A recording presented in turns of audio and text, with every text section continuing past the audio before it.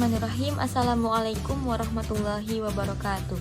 Perkenalkan, nama saya Anjali Devio Itorambe dengan NIM 2014020096. Saya dari kelas PBA 5D. Baik, di video ini saya akan membahas tentang manhajul bahthi fi ta'limil lughatil arabiyyah. Sebelumnya saya akan menguraikan apa itu manhaj dan menguraikan apa itu al-bahthu. Baik, al-manhaj artinya adalah dalam bahasa Indonesia metode. Metode jika kita uraikan artinya adalah cara atau langkah-langkah. Sedangkan al-bahthu jika dalam bahasa Indonesianya adalah penelitian. Dan penelitian ini jika kita uraikan artinya adalah suatu usaha untuk memecahkan suatu masalah yang dapat dipertanggungjawabkan secara sistematis. Karena dalam penelitian ini adalah untuk memecahkan suatu masalah, maka kita harus mengetahui terlebih dahulu apa itu masalah. Baik, saya akan menjelaskan apa itu masalah. Masalah ini adalah ketidaksesuaian antara yang seharusnya dengan apa yang terjadi. Itu yang dimaksud dengan masalah. Contohnya, seharusnya dengan media audiovisual dapat meningkatkan kepemahaman santri dalam pembelajaran bahasa. Namun, faktanya, dengan menggunakan media audiovisual, masih banyak dari beberapa santri yang belum dapat memahami pembelajaran bahasa secara maksimal. Nah, ini contoh dari suatu masalah. Dengan masalah ini kita dapat melakukan penelitian. Selanjutnya kita masuk ke pembahasan bahasa. Jika kita membahas bahasa, tidak akan pernah terlepas dari dua hal, yaitu unsur bahasa dan keterampilan bahasa. Unsur bahasa dalam bahasa Arab adalah anasirul lughah. Anasirul lughah itu ada 4 macam. Yang pertama, ada al-balaghah, ada al-qawaid, ada al-mufradat, ada al-aswad.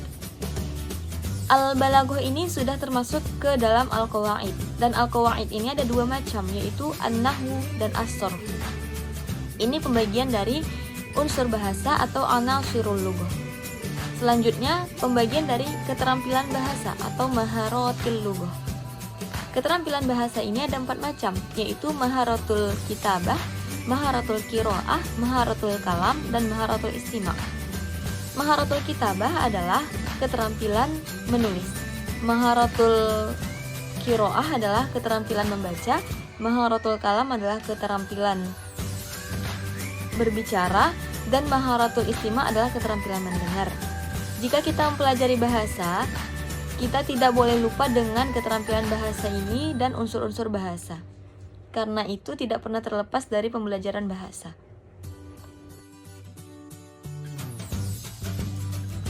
Baiklah, kita masuk ke pembahasan kedua, yaitu al-mushkilah fi khalqiyatil bahthi, yang artinya masalah-masalah yang ada pada latar belakang. Dalam membuat latar belakang, ada 3 hal penting yang harus kita cantumkan di dalamnya. Yang pertama, landasan filosofis, yang kedua landasan teoritis, yang ketiga landasan faktual. Yang pertama, landasan filosofis. Landasan filosofis ini ada 3 macam, yaitu ontologi, epistemologi, dan aksiologi. Ontologi, apa itu ontologi? Ontologi itu adalah pengertian suatu masalah yang akan kita teliti. Dan epistemologi itu adalah cara menyelesaikan masalah yang kita teliti dengan menggunakan media gambar. Dan aksiologi itu adalah manfaat dari solusi yang telah kita jabarkan, seperti manfaat dari media gambar yang kita gunakan untuk menyelesaikan suatu masalah. Yang kedua yaitu landasan teoritis. Landasan teoritis itu adalah pendapat para ahli tentang media atau alat untuk menyelesaikan masalah. Jadi di situ kita mencari pendapat para ahli tentang media yang kita gunakan, seperti media audiovisual, pendapat para ahli tentang media tersebut.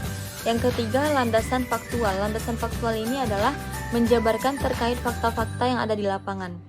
Dalam menuliskan landasan faktual ini, ada 3P yang harus kita gunakan, yaitu paper, person, dan place. Paper ini adalah dokumen atau data penelitian. Yang kedua yaitu person ini adalah orang yang akan kita wawancarai secara faktual untuk mendapatkan data. Yang ketiga yaitu place ini adalah tempat atau lokasi untuk mengambil data yang akan kita teliti. Baiklah, kita masuk ke pembahasan ketiga, yaitu ikhtiyarul maudhu' wa dirasah as-sabiqah, yang artinya pemilihan judul dan penelitian sebelumnya atau penelitian terdahulu. Dalam penelitian terdahulu ini yang akan kita tampilkan ada dalam beberapa aspek, yaitu nama, judul, tujuan, metode, dan hasil. Dalam penelitian terdahulu ini nanti kita akan jelaskan apa relevansinya dengan penelitian kita atau apa hubungannya dengan penelitian kita, terus apa perbedaannya dengan penelitian kita. Lalu dengan penelitian terdahulu ini nanti kita akan tampilkan judulnya, lalu kita lihat apa relevansinya dan apa perbedaannya dengan penelitian kita. Misalnya relevansinya dari segi judul, tujuan, lalu dari segi metode itu sama, akan tetapi dari segi tempat itu berbeda. Nah, ini bisa kita masukkan ke dalam penelitian terdahulu. Ada pula manfaat dari penelitian terdahulu ini adalah untuk melihat keoriginalan dari penelitian kita. Maksudnya itu adalah untuk melihat apakah penelitian kita ini asli, original dari kita sendiri. Baiklah, kita masuk ke pembahasan iftirodun wa fardiyah.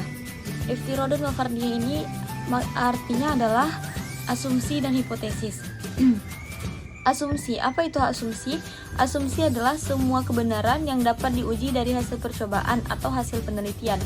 Jadi maksudnya di sini adalah kita dapat menentukan kebenaran tersebut dari hasil percobaan yang kita lakukan sendiri atau dari hasil penelitian kita sendiri.